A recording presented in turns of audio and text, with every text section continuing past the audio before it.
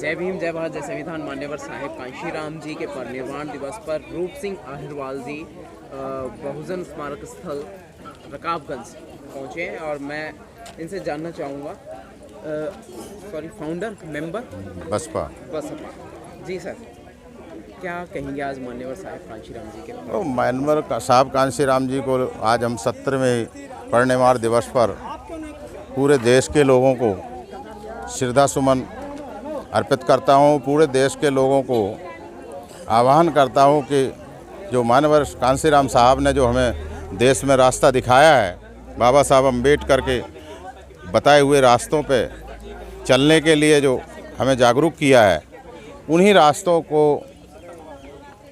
चल करके ही हम इस देश में बाबा साहब अम्बेडकर का मिशन, जो सामाजिक परिवर्तन, आर्थिक मुक्ति आंदोलन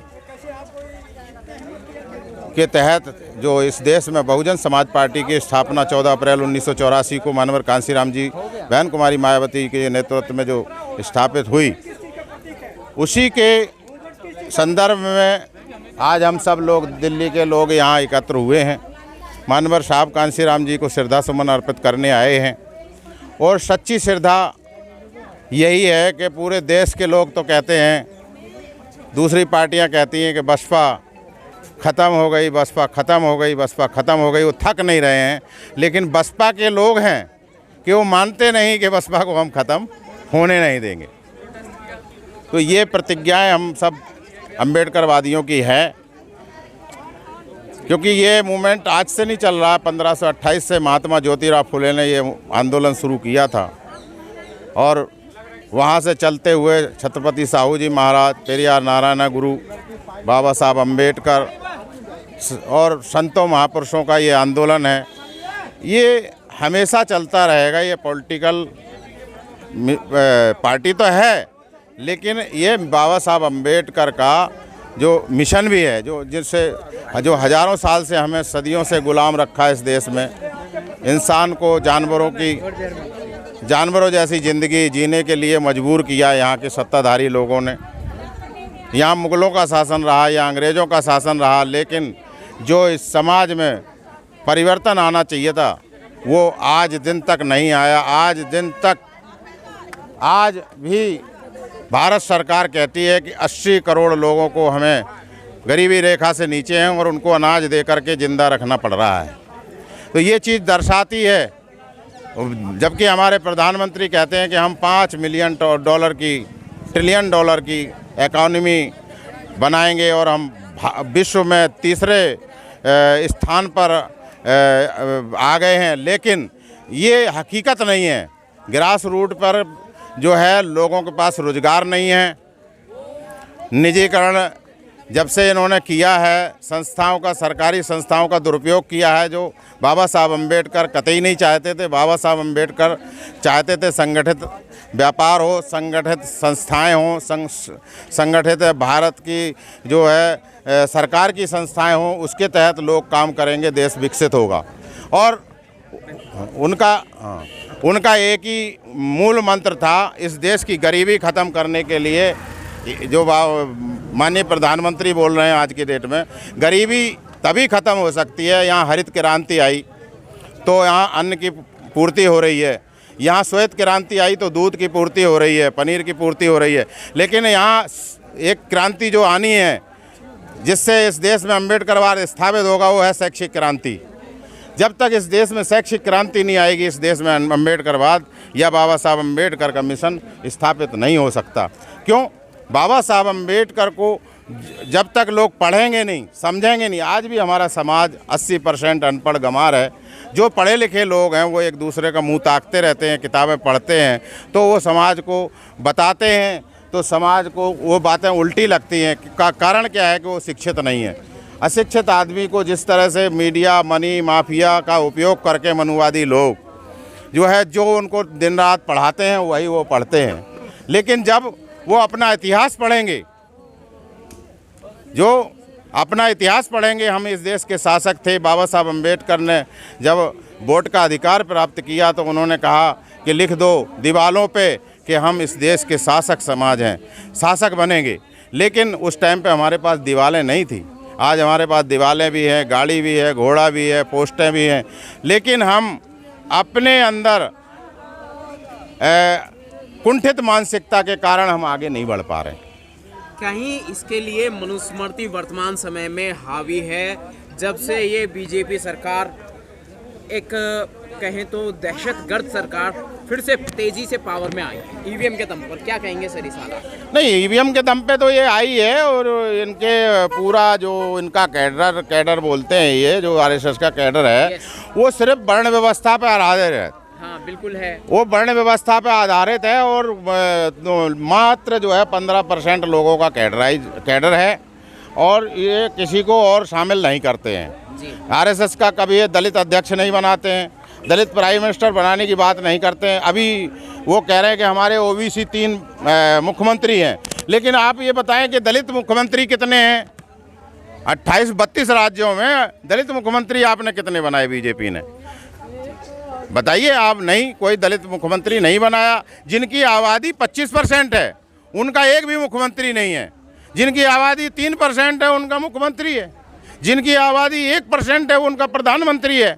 1% भी नहीं है। प्रधानमंत्री जी खुद पिछड़े वर्ग से आते हैं, उनके समाज की 1% भी आबादी नहीं है, और नारा लगा रहे हैं कि जिसकी जितनी भागीदारी कि वो पिछड़े वर्ग से आते हैं, ओबीसी समाज से हैं मोदी जी। हाँ, उनकी डिग्री तो नकली है। नहीं, वो देखो डिग्री तो इनके देखो बेचने वाली बात भी झूठ है। देखो ये सारी पूरे देश को मालूम है, और उनका कोई क्लास फेलियर नहीं आता सामने बताने के भाई मेरे साथ पढ़े हैं। आज कोई भी सहपाठी सामने नहीं कोई सहपाठी सामने नहीं आया, उसने कभी गवाह नहीं दी, तो वो तो बात सिद्ध हो गई। अब बात छुपाने के लिए, और ये इनको तो सिर्फ आरएसएस ने पढ़ाया है, आरएसएस ने इनको पाला है। ये बात भी तो झूठ निकल सकती है ना कि वो ओबीसी समाज से आ रहे हैं, इस पे तो वो राजनीति कर नहीं। अबे देखो, ओबीसी का तो कितना ख्याल रखने दें। ओबीसी का भी जब ये मुख्यमंत्री बनी तब इन्होंने अपनी जाति को मोटगाची, इनकी जाति है उसको उन्होंने शामिल किया है।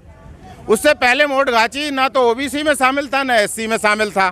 प्रधानमंत्री बने तब इन्होंने अपनी जाति को ओबीसी में घोषित किया है। अब मोटगाची बंगाल उसमें गुजरात में कौन होते हैं ये हम नहीं जान सकते। ये तो उनको वहाँ गुजरात में जाएं, पता करें भाई मोटगाचियों का मूल काम क्या था। क्या ओबीसी से संबंधित, क्या गाय चराने का काम था, या क्या उनका जो है जैसे मल्लाहों का पानी पिलाने का काम था, क्या उनका उसे ऐसा हम ये समझ लें, मान लें कि आरएसएस के गुलाम है मोदी जी। बिल्कुल बिल्कुल, आरएसएस के लिए वो काम करते हैं। उनके अंदर वही चिप लगाई हुई है आरएसएस वालों ने, उससे वो बाहर नहीं निकल सकते। उनके चिप फिट हैं।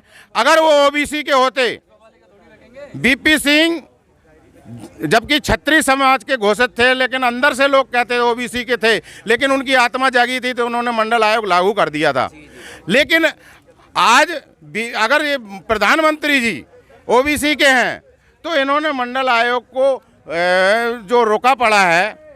बाबा साहेब को जो भारत रत्न पुरस्कार मिला था, पद सम्मानित किया गया था इस पद से 1990 में। हाँ, बीपी सिंह सरकार ने किया था ये। बीपी सिंह सरकार में ये काम क्यों ना हो सका?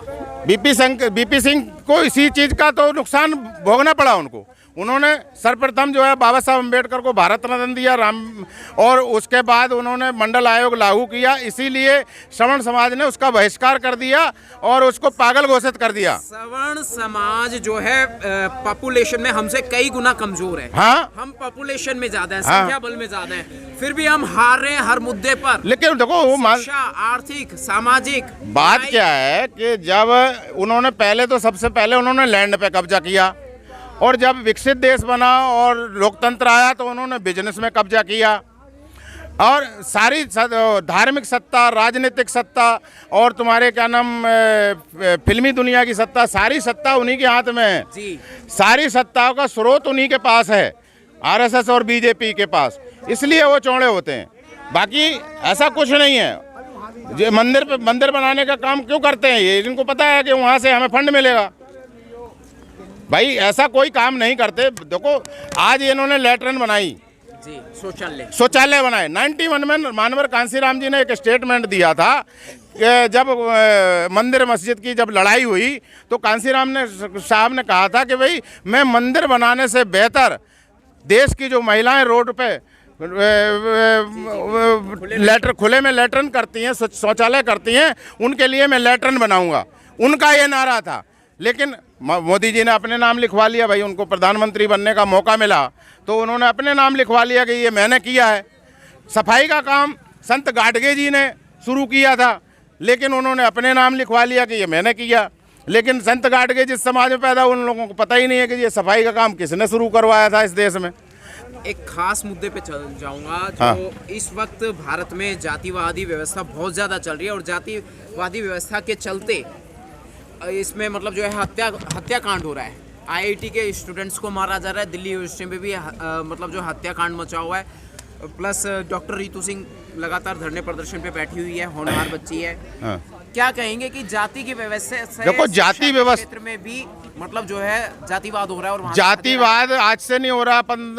जब ज्योतिबा फुले ने जो गुलामगिरी लिखी, यदि ज्योतिबा फुले की स्वयं की लिखी हुई किताब जो गुलामगिरी को अगर लोग पढ़ लें तो ये बात सिद्ध हो जाएगी कि दलितों से आज नहीं मार रहे हैं वो। उस टाइम पे तो बहुत बुरी तरह से मारते थे, उस टाइम तो बहिष्कार करवा देते थे, हाथी के नीचे डलवा देते थे, घोड़ों के नीचे डलवा देते थे, जीभ काट लेते थे, कान में शीशा डाल देते थे। लेकिन आज समाज फिर भी जागरूक है, आज वो इतना नहीं कर पा रहे। लेकिन छुटपुट गुलामी को एहसास कराने के लिए कभी वो पेशाब का पिलाने का काम करते हैं, कभी वो किसी दलित को पकड़ कर उसकी बेइज्जती कर देते हैं, कभी किसी दलित पिछड़ी की महिला को जो है पकड़ के उसको नंगा घुमा देते हैं। और ये हमें बार बार एहसास कराते हैं कि भाई तुम गुलाम हो और तुम राजा बनने की बात मत करो। जबकि बाबा साहब अम्बेडकर ये कहते थे कि अब हमें वोट का अधिकार मिल गया है। पहले पेट से राजा रानी पैदा होते थे, लेकिन अब वोट से पैदा हो गए, तो वोट हमारे पास ज़्यादा है, 85% वोट है, बहुजन का वोट 85% है। हालांकि हम सर्वजन समाज को भी लेके चलते हैं, कभी भी हमने उनके बारे में गलत सलत नहीं बोला, लेकिन उसमें भी बहुत सारे लोग तो सर हमारे ही समाज, लेकिन अंततः जो है 90% उनका समाज हमारे समाज को घृणित मानसिकता से देखता है और उनको अपेक्षित रखने की कोशिश करता है। गांव में अगर उसके पास ज़मीन है तो उसकी ज़मीन कब्जा कर लेते हैं, शहर में अगर उसके पास नौकरी है तो उसकी नौकरी हड़प लेते हैं, और अगर उनके पास शहर में कोई रोजगार है तो उसको फेल कर देते हैं। और अगर उनका बच्चा काम ना आए, उनका बाप पकड़ में ना आए, वो कैडराइज हो, वो उनकी बातों में ना आए, शराब ना पिए, मांस ना खाए, उल्टे काम ना करे, तो उसके बच्चों को पकड़ करके शराब पिलाना सिखा देते हैं, उल्टे सीधे काम सिखा देते हैं और बाप को नीचा दिखा देते हैं। ये मनुवाद का कैडर है। जी जी, बिल्कुल सही कहा। ये बिल्कुल ऐसा हो रहा है, पूरे भारत में हो रहा है, भारत की राजधानी दिल्ली में हो रहा है, कई जगह हो रहा है जी। तो आप ये देख लो, दिल्ली में 2024 की क्या तैयारी है सर? देखो, हमारा तो पूरे समाज से एक ही आह्वान है कि गांठ बांध लो। एक कहते थे ब्रह्मा विष्णु महेश, चमर गांठ बांध लो, वोट किसी को मत दो, वोट बसपा को दो, आपकी सरकार अपने आप बन जाएगी। इस रणनीति पर सर उस तरीके से काम नहीं हो पा रहा है। वोट तो काम न होए या ना होए, मेरी बात सुनो, वो काम इसलिए नहीं हो पा रहा है, उसका कारण है ईवीएम भी कारण है। लेकिन ईवीएम को भी मार दे सकते हैं हमारा समाज इतना जागरूक है। यदि वो बूथ पे खड़ा हो जाए, यदि वो अपने वोट डालने पे आ जाए, सबके वोट वही डलवाता है।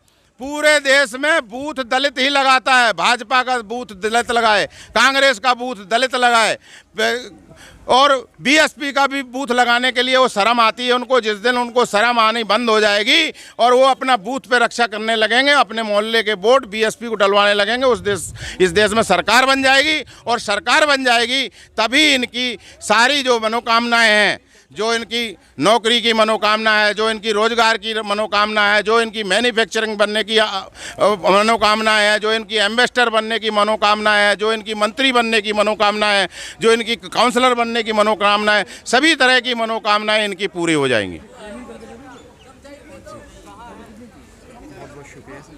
जय भीम, जय भारत, जय कांसीराम।